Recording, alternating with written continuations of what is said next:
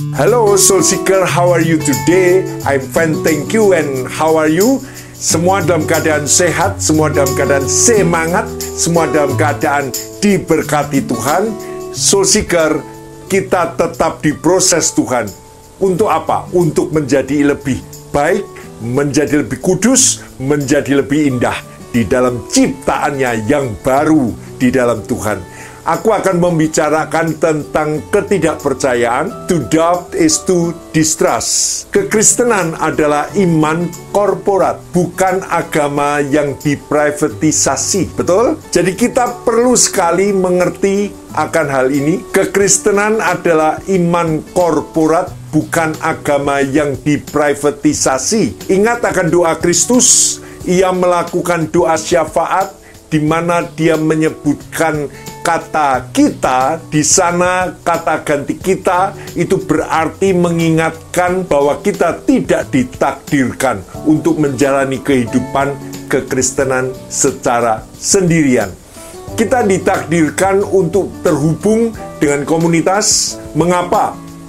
Karena di dalam berkomunitas, di dalam kita bersosialisasi di seputaran jemaat, hal ini akan berdampak untuk menguatkan dan menanggung beban yang kita alami secara bersama-sama.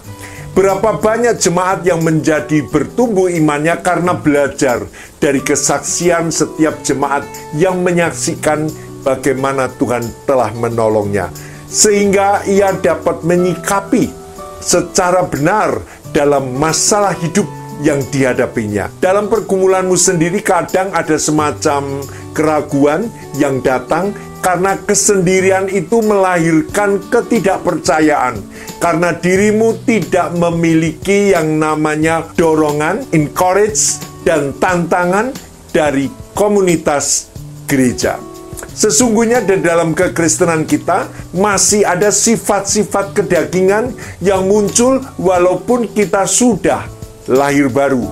Dan kedagingan ini sifatnya tertutup dari sorotan orang lain karena manusia menghendaki privasi sehingga menyembunyikan kelemahan dagingnya. Sifat kedagingan dalam konteks agama Kristen, khususnya dalam Alkitab, merujuk pada kecenderungan alami manusia untuk mengikuti hawa nafsu dan keinginan duniawi yang bertentangan dengan kehendak Allah. Ini adalah sifat bawaan dari dosa yang diwariskan dari Adam, yang membuat manusia cenderung lebih tertarik pada hal-hal duniawi daripada rohani.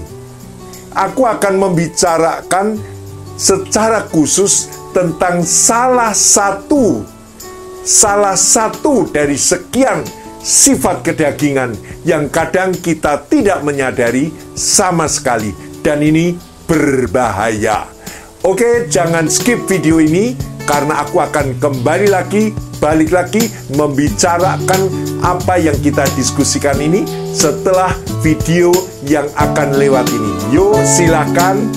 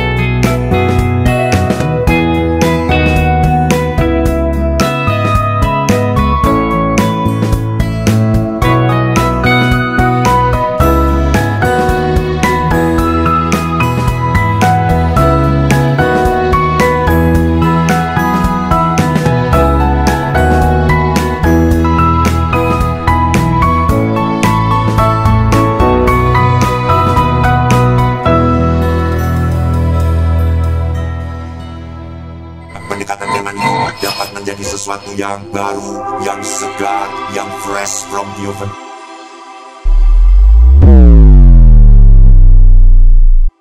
Soul Seeker, ada sifat kedagingan yang muncul dan berjalan beriringan dengan pergumulan iman kita. Padahal segala sesuatu ditentukan oleh iman kita. Amin. Segala sesuatu yang tidak berdasarkan iman adalah dosa. Adalah sebuah pernyataan yang berasal dari Alkitab, tepatnya dari Roma 14 ayat 23. Ayat ini mengandung makna bahwa jika melakukan sesuatu dengan keraguan-raguan atau tanpa keyakinan secara penuh, ini dianggap sebagai dosa. Jadi bukan hanya tindakan yang jelas-jelas melanggar hukum Tuhan yang bisa dianggap dosa, tetapi juga tindakan-tindakan yang dilakukan dengan keraguan atau tanpa dasar iman yang kuat. Lalu apa yang menjadi sifat kedagingan yang tidak kita sadari? Yaitu tadi, dengan melakukan sesuatu dengan keraguan, tanpa keyakinan yang penuh. Sekali lagi, melakukan sesuatu dengan keraguan atau tanpa keyakinan yang penuh, itu menjadi kelemahanmu. Hal itu wajar. Kita sering mengalami keraguan, ketidakyakinan.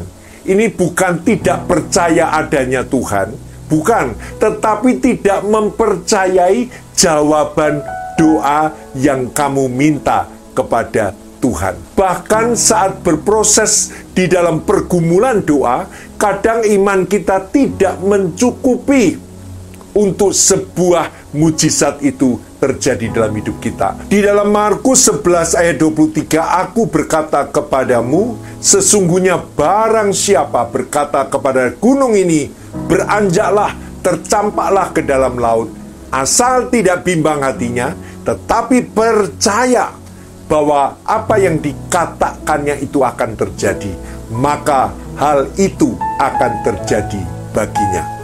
Berkata dengan iman, asal tidak bimbang hatinya, tetapi percaya bahwa apa yang dikatakannya itu akan terjadi, maka hal itu akan terjadi baginya.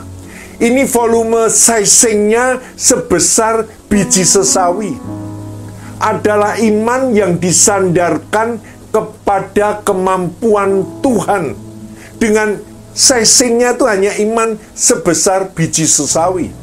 Ketidakpercayaan atau keraguan merupakan dosa yang terselubung dalam hubungan interpersonal dengan Tuhan, yang ditandai dengan adanya interaksi dan ketergantungan timbal balik, dan ini menjadi dosa terbesar. Di sini kita melihat bagaimana setan coba menggocoh, mencobai kita. Karena apa? Karena dasar iman adalah sebuah kepercayaan penuh. Dan setan tidak senang dengan orang yang percaya, yang mendasarkan imannya dengan kepercayaan penuh kepada Tuhan. Makanya setan coba menyerang, setan coba menghancurkan kepercayaan itu, sehingga engkau hilang iman. Jadi kita harus hati-hati dalam bersikap. Mengapa? Karena kita minta sendiri yang menjadi kebutuhanmu, tetapi kamu sendiri bimbang hatimu dan tidak percaya bahwa apa yang dikatakan di dalam doa, apa yang terus dikatakan setiap hari yang akan terjadi. Tetapi karena engkau tidak percaya, ketidakpercayaan itu, maka hal itu tidak akan terjadi. Mengapa? Sarah tertawa dan berkata, sungguhkah aku melahirkan anak, sedangkan aku sudah tua begini? Karena ketidakpercayaan, karena keraguan, maka Sarah mentertawakan akan firman Tuhan, bahwa Tuhan akan memberikan anak di saat dia sudah mati haid. Istri Lot sama, dia menoleh ke belakang saat mereka melarikan diri dari Sodom dan Gomora, yang kemudian menyebabkan dia berubah menjadi tiang garam. Tindakan ini dianggap sebagai bentuk ketidakpercayaan terhadap perintah Tuhan yang disampaikan melalui malaikat yang melarang mereka untuk menoleh ke belakang saat melarikan diri dari kota yang akan dihancurkan. Karena ketidakpercayaan, karena keraguan. Ibrani 3 ayat 18-19 mengatakan, dan kepada siapakah ia bersumpah bahwa mereka tidak akan masuk ke dalam perhentiannya, kalau bukan kepada mereka yang tidak taat. Jadi kita melihat bahwa mereka tidak masuk karena ketidakpercayaan mereka. Tidak taat karena ketidakpercayaan. Meskipun keraguan dapat menjadi bagian dalam proses iman. Betul? Keraguan menjadi bagian dalam proses iman. Ketidakpercayaan yang terus-menerus menolak kebenaran menjadi dosa yang berbeda. Dan dosa ketidakpercayaan atau keraguan ini tanpa terasa itu menunggu kita untuk kita terjerumus lebih dalam lagi dan lebih dalam lagi. Kejadian 4 ayat 7 menuliskan, apakah mukamu tidak akan berseri jika engkau berbuat baik, tetapi jika engkau tidak berbuat baik, maka dosa sudah mengintip di depan pintu. Ia sangat menggoda engkau, tetapi engkau harus berkuasa atasnya. Ada sebagian orang yang tidak mempercayai jika masih ada kerak, ada intip, ada tus-tus yang masih tertinggal di dalam hidup kita, yang masih tertinggal di belanga. Karena hakikatnya manusia sudah jatuh dalam dosa, dan pertobatan bukan hanya sekali saja dalam satu momen, tetapi pertobatan harus terus berlangsung secara progresif, dan ini bisa kita buktikan dalam hal ini. So seeker, kita ini sudah menerima Yesus sebagai juru selamat, tetapi masih saja kita berpikiran secara negatif, baik terhadap orang lain, dan itu datang secara suddenly, secara tiba-tiba saja. Sebuah contoh, ada seorang ibu yang mengatakan, anakku kok belum pulang ya? Sudah jauh malam, sudah jam 2 malam. Jangan-jangan ada kecelakaan. Gek engko ono kecelakaan. Gek engko. Ini kan perasaan was-was, perasaan yang timbul dari kerak dosa, yang membuat orang jadi khawatir, ketakutan. Walaupun kita sudah bertobat, walaupun kita sudah menerima Yesus, tetapi kadang kekhawatiran itu timbul. Gek engko kecelakaan, gek engko nopo, gek engko no halangan, jangan-jangan ada halangan. Mengapa kita mudah tersinggung hanya dengan perkataan-perkataan yang normally? Jadi tersinggung, lalu timbul sakit hati, timbul akar kebencian. So seeker, ini yang namanya kerak dosa. Ini yang namanya sifat-sifat kedagingan yang masih nempel, yang harus dibersihkan. Yang jangan sampai kita menjadi orang yang mudah tersinggung, hilang damai sejahtera. Saat iman dibutuhkan, iman sedang berproses. Ini lihat. Jadi setiap kita mulai memakai iman kita untuk suatu permohonan doa, iman kita sedang berproses. Tiba-tiba bisa saja timbul keraguan. Apa bisa ya Tuhan menjawab ini? Bisa saja timbul ketidakpercayaan, sangsi, khawatir, cemas, galau, gamang, itu muncul di permukaan iman kita. Aneh toh, justru pada saat kita berproses dengan iman, justru saat itu timbul sangsi, timbul keraguan, timbul cemas, timbul khawatir, timbul gamang. Ini namanya sifat-sifat kedagingan yang masih ada nempel di dalam dirimu. Mengapa orang yang sudah bertobat, orang yang sudah pelayanan bisa jatuh dalam dosa? Ini semua karena masih ada kerak, ada intip, ada tus-tus. Dosa itu masih ada karena kedagingan yang belum dilepaskan. Jadi kedagingan itu terus diproses untuk kita lepaskan, untuk kita buang. Begitu juga dengan dosa ketidakpercayaan. Ketidakpercayaan terhadap Tuhan Yesus dalam konteks kekristenan seringkali disebut sebagai dosa dan dianggap sebagai penghalang utama untuk menerima keselamatan dan kasih karunia yang Allah berikan. dan juga menjadi penghalang di dalam kita menerima jawaban doa. Ketidakpercayaan ini juga dapat menghalangi seseorang untuk mengalami mujizat, berkat-berkat rohani yang ditawarkan Yesus. Ketidakpercayaan dapat menyebabkan hati menjadi keras, sulit untuk menerima kebenaran, serta menjauhkan diri dari Allah. Seperti peristiwa di dalam kitab Markus 6 ayat 5, di mana ia tidak dapat, di situ Tuhan Yesus tidak dapat mengadakan satu mujizat pun di sana, kecuali menyembuhkan beberapa orang sakit dan meletakkan tangannya atas mereka. Ayat 6 dikatakan, Yesus merasa heran atas ketidakpercayaan mereka.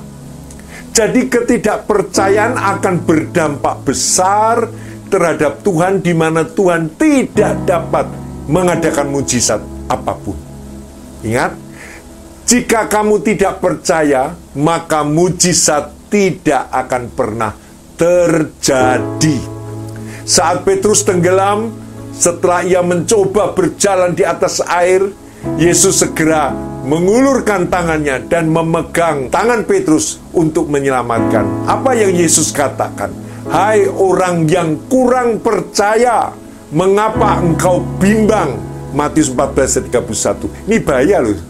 Ketika di dalam proses mengalami mujizat saja, sudah mengalami mujizat berjalan di atas air, tiba-tiba hatinya bimbang, pikirannya kacau, tiba-tiba tenggelam. Dan Yesus katakan, hai orang yang kurang percaya, mengapa engkau bimbang?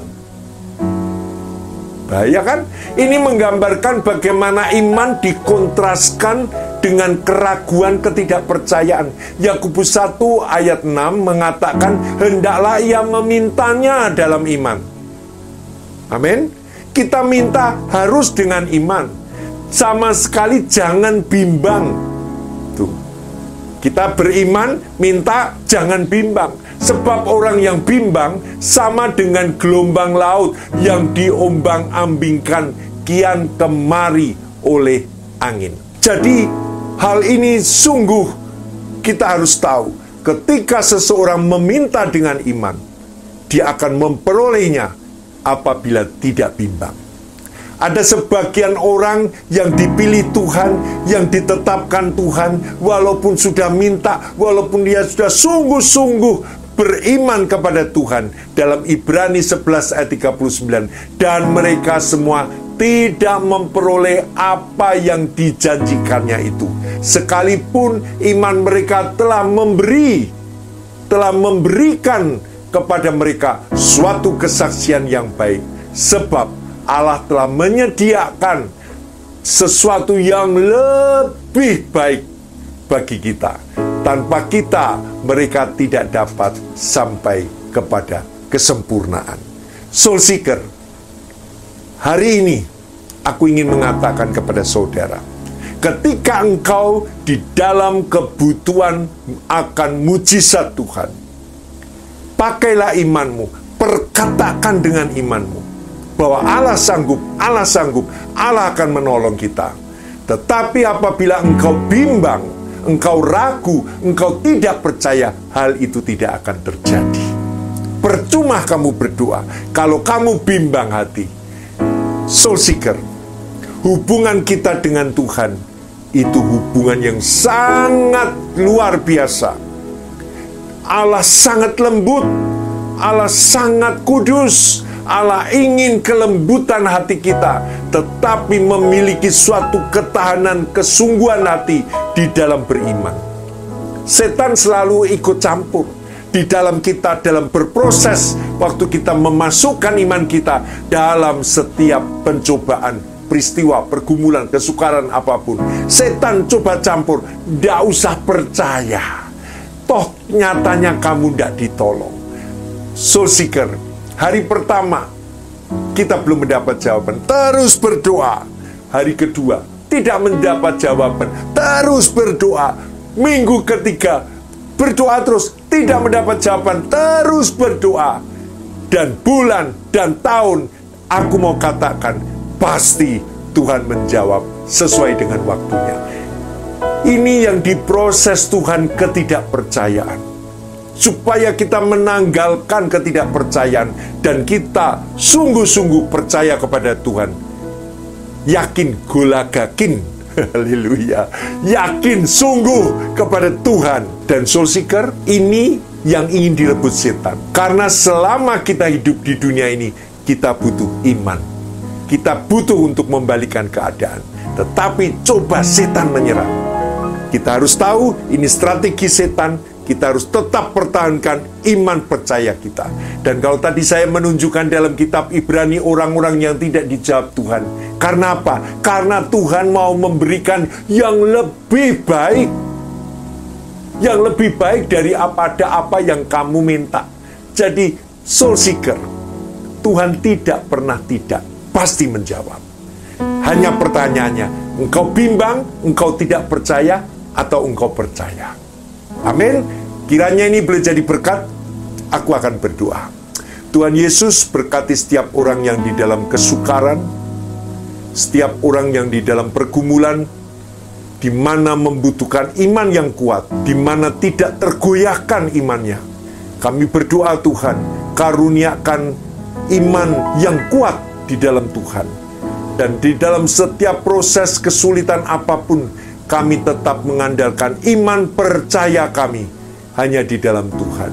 Terpuji namamu Tuhan Yesus. Biar kami mengalami mujizat itu karena kami percaya adanya Tuhan yang menolong kami. Di dalam nama Yesus kami berdoa. Amin. Soul seeker, saya ingatkan, terus beriman. Aku nih ngomong nih bukan jual kecap. Aku nih ngomong apa adanya. Aku pun mengalaminya. Aku terus beriman dan Tuhan tolong. Tuhan kasih mujizat. Haleluya. Havenius Shalom Aleihim. Tuhan memberkati. Sampai jumpa.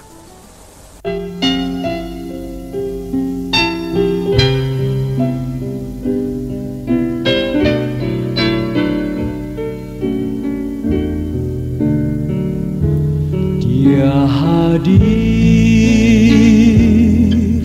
hadir di sini, ku rasakan kuasanya mengalir. Dia hadir, ku tahu Roh Allah telah hadir. Ku hormat dan sembah Allahku. Dia hadir di sini, ku rasakan kasih-Nya mengalir. Dia hadir, ku tahu Yesusku telah hadir. Terima kasih, syukurku padamu. Terima kasih kehadiranmu.